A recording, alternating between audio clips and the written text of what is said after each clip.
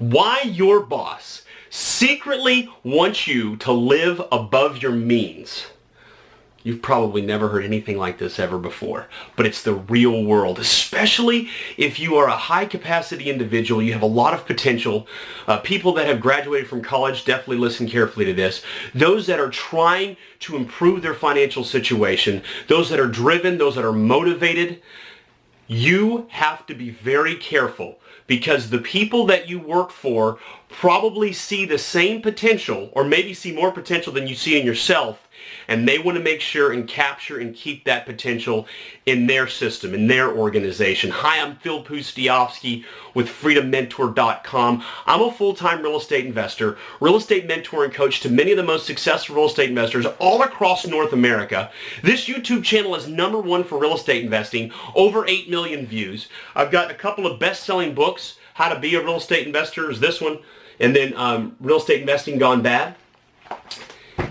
And my wisdom, the lessons I share, come from the real world. They're not a regurgitation of some other book or some other video or some other seminar or some other training I've done.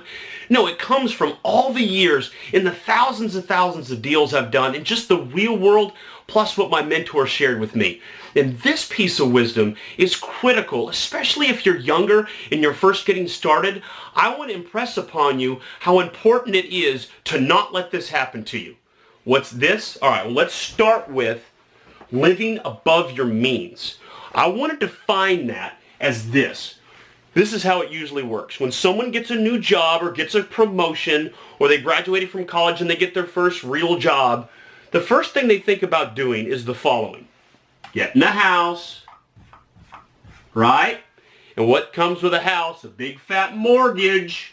Now, you might qualify. The bank might say yes, and there's this thing called debt-to-income ratio, and you might fit just below that debt-to-income ratio. You might max it out, meaning the amount of income versus what the debt payment is might be right there.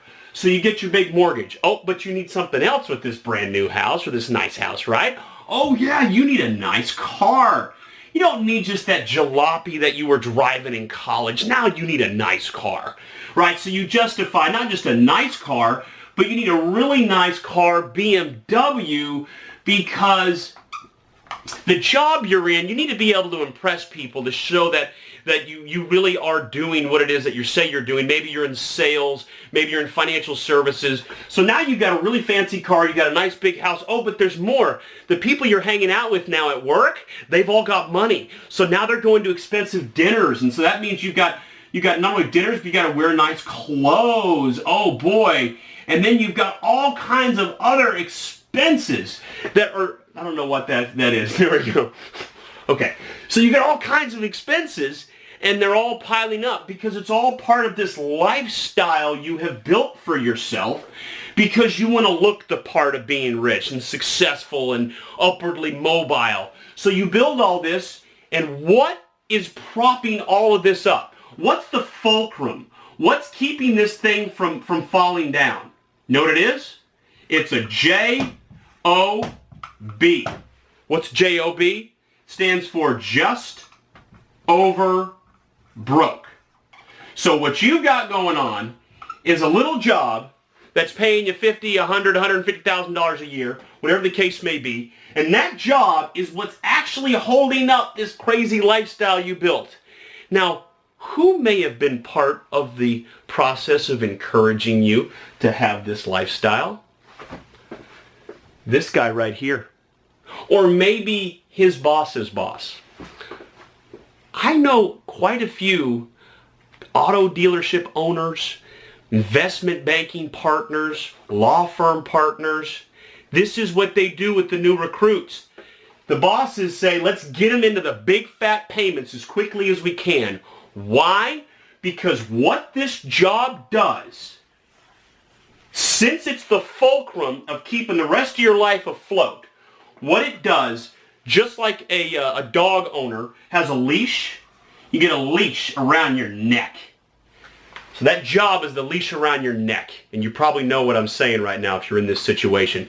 And because you can't really go anywhere, because the job is keeping everything afloat. And so you don't have the ability to make investments or start your own business and do the kind of things that can help you build lasting wealth and ultimately freedom. You can't do that because you're stuck in this job and you've got to be there at all times of the day. And so what ends up happening is you get in this situation where this job controls your freedom. And for some of you, you're in a situation where this didn't happen because you made a bunch of bad purchases. It just has to do with the fact that you have certain responsibilities with family and whatnot, and based on your job, you're just kind of stuck. Okay, that's a different subject matter. What I'm talking about are those that went out and bought a bunch of stuff because they wanted to look the part, and that may have been partly because your boss was encouraging you to do so. And this right here creates the opposite of freedom. It creates prison. Now, you can get out of this. It's possible, okay? And I have a great video called Personal Finance Wisdom You'll Hear Nowhere Else. Somewhere around here, I'll give you a little annotation right there. Might be a little card up at the top too. So check that video out. Gives you some concrete wisdom on what to do. But ultimately, summarized, you've got to get rid of the personal expenses as much as humanly possible, and you've got to start earning more income. Either flipping houses is what we've done, and this is what I teach, or whatever you're going to do, you got to start making more income, and you've got to get into a position where this is no longer the fulcrum of your life, or your financial life, but instead it's just part of it, right? So maybe this is one leg, and another leg is real estate, and another leg is maybe a business you've got. And so at some point, you can remove this, and these other two legs are still there, and they're holding the whole thing up. Does that make sense? So this right here is something that a lot of bosses will never say, but exactly what they want from the high capacity people, because they want you to be stuck. They want you to have this collar around your neck, chained to the job, because when you do that, who are you benefiting most? Your employer, right? The boss. They're making money off all of your potential, all of your talent. Now, for my own people that work in my team, I'm constantly encouraging them to buy real estate and to do what it is that we teach, so that hopefully they get, they can remove if they want to stop working with me and be able to do things on their own and have that kind of freedom. All right, that's what I encourage, right? And so hopefully you have a boss that's like that, but most don't. Most have a boss that wants them to be chained to the job so that the boss can make more money, or the boss's boss can make more money. All right, well, that was a pretty intense lesson, and I hope you take it to heart, because it's the real world. And for those of you that are young, still in college, or about to get out, don't fall into that trap. Don't do it. All right, I said enough. I'm Phil Pustialski, freedommentor.com. You can learn a lot more by watching more of these videos. You can also pick up my book, How to Be a Real Estate Investor and Real Estate Investing Gone Bad. Both of these books are bestsellers. People love them. Tons and tons of 5 stars. So grab both of these. If you want to learn more about how you could work directly with me and my team in doing real estate deals and begin making more money, head over to my website, Freedom Mentor, and apply to my apprentice program. And that program, what we do is we work with people step by step, helping them do deals together. And if you have any comments and anything you want to talk about related to this video, go down here below to the comment section. I try to carve out time out of my schedule to answer and respond to those. Thank you so much for watching, and I'll see you in the next video.